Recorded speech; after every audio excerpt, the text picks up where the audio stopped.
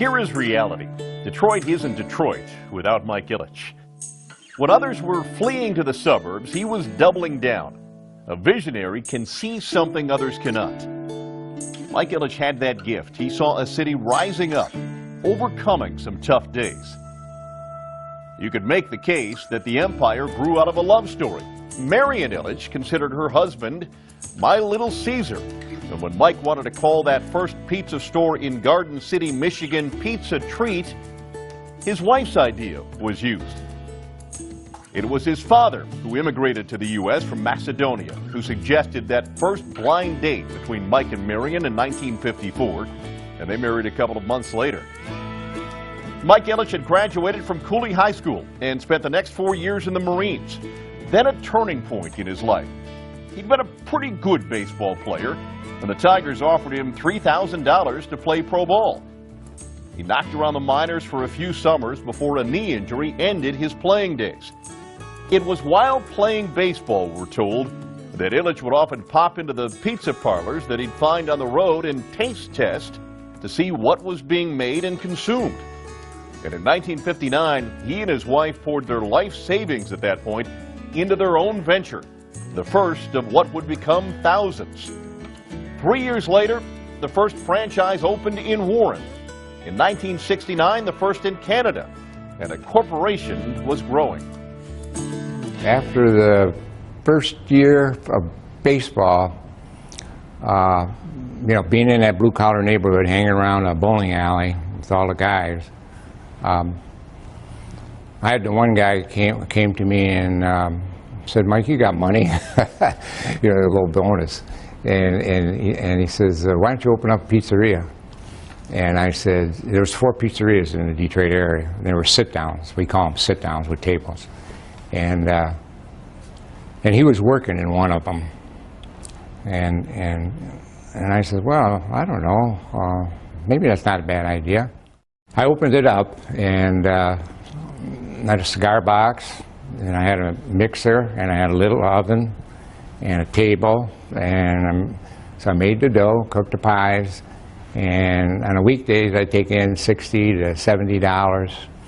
On a weekend, I'd take in $100, maybe $110. And I put the money in my pocket after the evening was over, and I felt like a multimillionaire.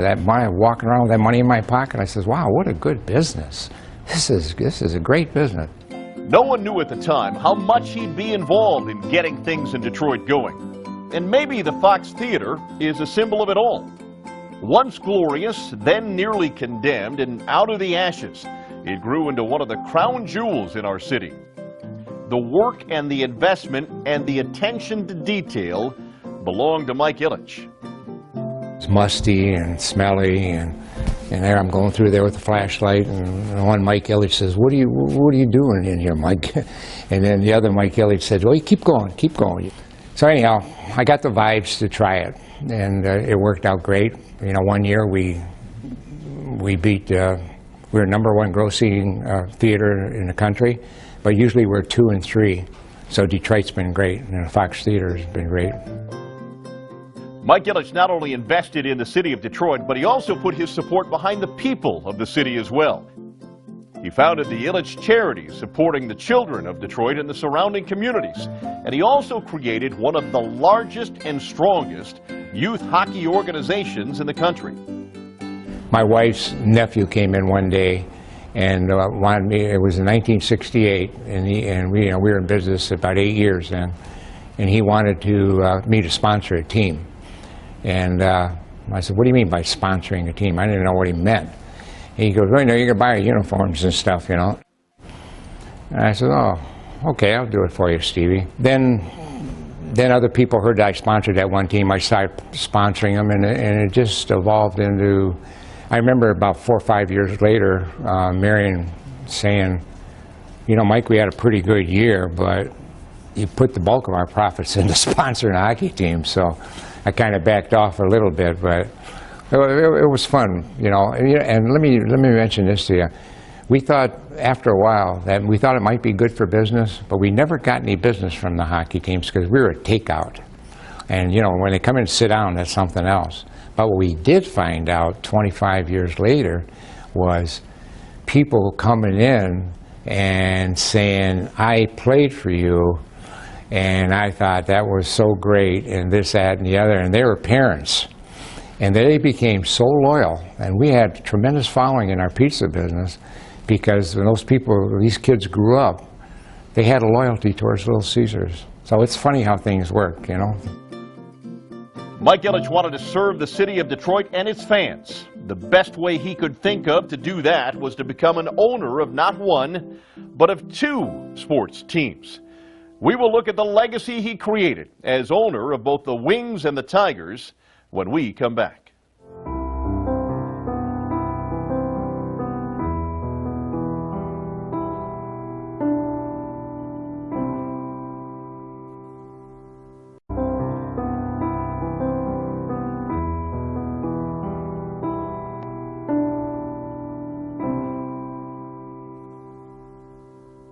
After creating a successful pizza empire, Mike Ilitch decided to try his hand at sports ownership.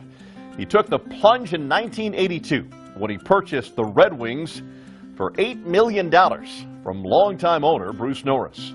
I kind of evolved into that. You know, I started sponsoring hockey teams in 1968. Then we had a little success in the pizza business, and we got ourselves season tickets. And then I did a little bit better in business, and we got a suite at the Joe Louis. So one night, Bruce Norris got booed by the fans. He was crushed, and the Wings were doing bad, you know, publicly. They were called the Dead Wings, and it was pretty much a national type of thing, you know.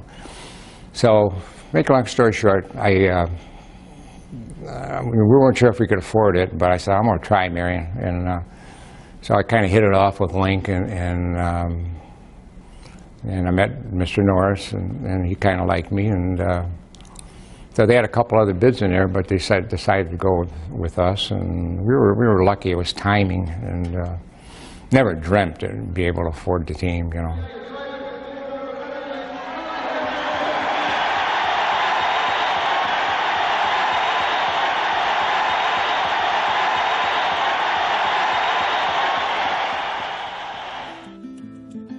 The first years under his control were, well, difficult. Ilitch went as far as to give a car away per game to help entice fans to come and watch his team play. His hard work and persistence would eventually pay off, and in a big way. The Red Wings would become one of the most successful franchises in the NHL. A 25-year playoff streak is unprecedented. The 4 Stanley Cup championships under his tenure, among the most of any team since 1982. But it was that first one, in 1997, that ended a 42-year drought in Detroit that provided the most pride. I was more happy for the fans because, you know, like when the games are played and we win, I love getting on the elevator. Fans are all fired up. And when we lose, I get on the elevator, and they're just still real nice to me, you know. So it's okay, we'll get them next time, Mr. I, you know, or something like that. But I always think of the restaurants and the bars and the families watching, and I'm always thinking of them and how happy I've made them, and that makes me happy, you know. So when winning the cup, I mean, I knew, you know, from being raised here in this city how rabid our fans are, and when they're rewarded with a, you know, world championship, it just fills your cup up and keeps running over and over and over all through the parades and all the things. So it is a tremendous thrill.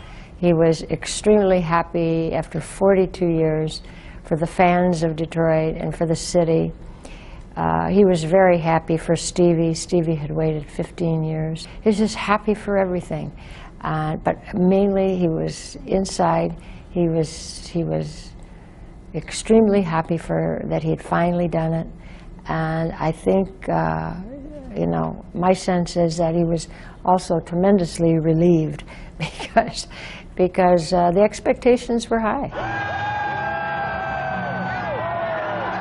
The success of the Red Wings under Ilitch's leadership was second to none, and those that worked with him and for him admire not only Mike Ilitch, the owner, but Mike Ilitch, the man, as well. And certainly I understood as we went along how fortunate I was to work for a man that had incredible passion, vision, his commitment to the Red Wings, to the city of Detroit. He was a fierce competitor. Generous, and took care of all his people. So just an incredible leader, an incredible man. The impact that he's had on so many different areas, whether it be the Little Caesars organization, whether it be the Red Wings and the Tigers, and I spoke earlier just about his sponsorship of youth hockey. And I grew up as a youth hockey player in the state of Michigan, and Little Caesars hockey was the crown jewel of hockey, of youth hockey, and still is in many cases today. I think his sponsorship of that program has spurred Michigan to be one of the best youth hockey states in the country. He really cared about his players. You felt like family, and every time you saw him, he had a smile on his face, and he interacted with the players when he came down to the locker room. So a lot of good memories.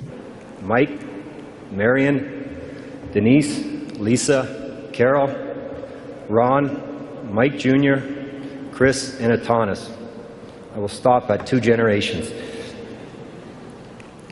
I have no doubt the reason the Detroit Red Wings have been able to accomplish what we've accomplished and remain a strong team throughout your tenure as owners is your undying determination to bring the Red Wings back to prominence, and to this day it remains that way. When I was a boy, I would look up into the stands at a hockey game to see my father. A simple nod of approval from him was a calming influence on me, relaxed me, was very self-assuring. Throughout my career playing for the Red Wings, being able to look up in Joe Louis Arena at the east end of the building to the Ilitch Suite, to see Mike and Marian up there, knowing their great passion for the game, for the Red Wings, was great motivation for me. In 1997, I had the great fortune to present the Stanley Cup to Mike and Marian on the bench in Joe Louis Arena with their entire family behind them. It was a great moment of pride and a great moment of relief for me. And I thank you all, your entire family, for your commitment to me, to the Red Wings. It's been a very special time. While Ilitch was building his Red Wing dynasty, he decided to fulfill a dream that he'd had since his days of playing in the Tigers minor league system, when in 1992 he purchased the Detroit Tigers from fellow pizza baron Tom Monahan. I really wasn't looking for the Tigers. Bill LaJoy called me when Tigers were having problems, and I'd been to the St. Louis World Series with him and a few other guys, and when the Tigers played the Cardinals way back. And so we knew each other through mutual friends, and so he called me, and I said, no, I don't think I'm interested, He kept calling me. He called me 3 or 4 times, and we were doing real well at that time, and I said, maybe I should, really, that's my sport, So I decided to do it. I think it was an achievement that he had wanted to be a Tiger for a long time. So he had the opportunity to become a Tiger, and probably a much harder position to reach than just, as a player. It's probably easier to be a player than it is to be an owner. And I was very happy for him. And he was very happy, and I think he felt fulfilled. Ilitch not only set to build the Tigers back into winners, but he also built them a new home, financing a majority of the construction of Comerica Park. This is for the Detroit fans, all the suburban fans, the state of Michigan. This is a new generation for all baseball and the future. Once the new ballpark was done, he focused on restoring the roar to a Tiger team that had gone too long without one. And he made it known that he would stop at nothing to make that happen.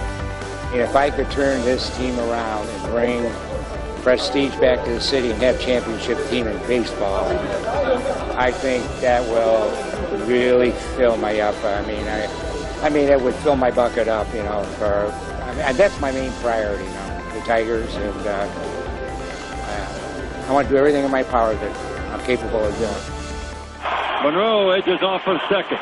The 1-0, swinging a fly ball, left field, it's deep, it's way back! Detroit. The Tigers are going to the World Series. 2006, Ilitch finally saw his plan pay off. His first-year manager, Jim Leland, led the Tigers to the American League pennant and the Tigers' first appearance in the World Series since 1984. Those that worked closest with him admired the persistence that Mike Ilitch had in bringing a winner to Detroit. He's driven to succeed. He wants to win. He's very passionate about that. He's willing to invest to win a championship. I think probably what he's done for Detroit long before I got there, and all the things that he's done over the course of the years for the city of Detroit, I mean, it's really remarkable. It's been a remarkable family, a very generous family, and you know, I'm proud to have had the experience and the opportunity to manage for him. The Tigers would go on to make several more postseason appearances. There was that string of division titles, and then there was another trip to the World Series in 2012. Unfortunately, they could never claim that World Series title that Ilitch craved for so long. But his role in the revival of Tiger baseball in Detroit will never be forgotten. There's a thing going on, who is the face of the franchise. Sure. And when they called me, I said, Mr. I is the face of our franchise, because he's the one that really turned our franchise around, because we were terrible. Before he took over, last place, breaking records and losses, and then he was willing to commit to the city and to the Tigers, and we went out and signed some great players, veteran players, all-star players, and now we have an outstanding franchise where a lot of players want to come here and play now. This is what the great ones do. They ask, okay, what's next? The vision that is a little longer range than most of us possess. And the goal for all of us should be to leave the world in a better place. Mike Ilitch did that. And we'll talk of some of his better places next.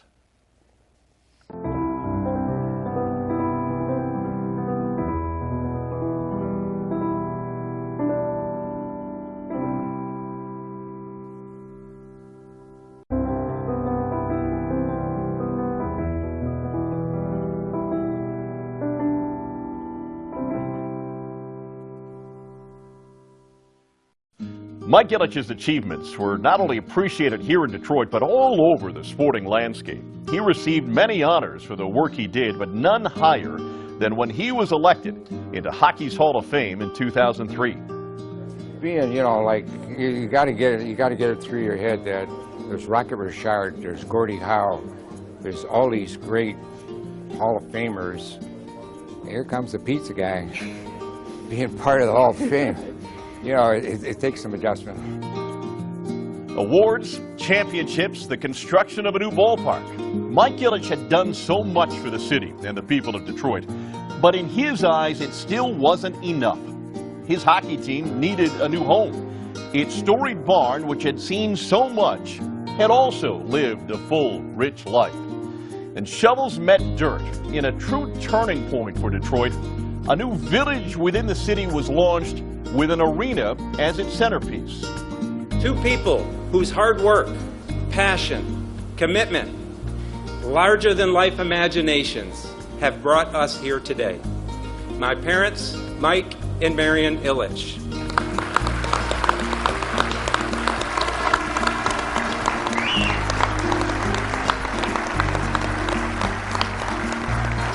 They were born and raised in Detroit. In 1959, they opened their Little Caesars in Garden City, Michigan, the first one for them. As their businesses grew, unfortunately, so too did the challenges of Detroit. But they became determined to do what they could to help their hometown.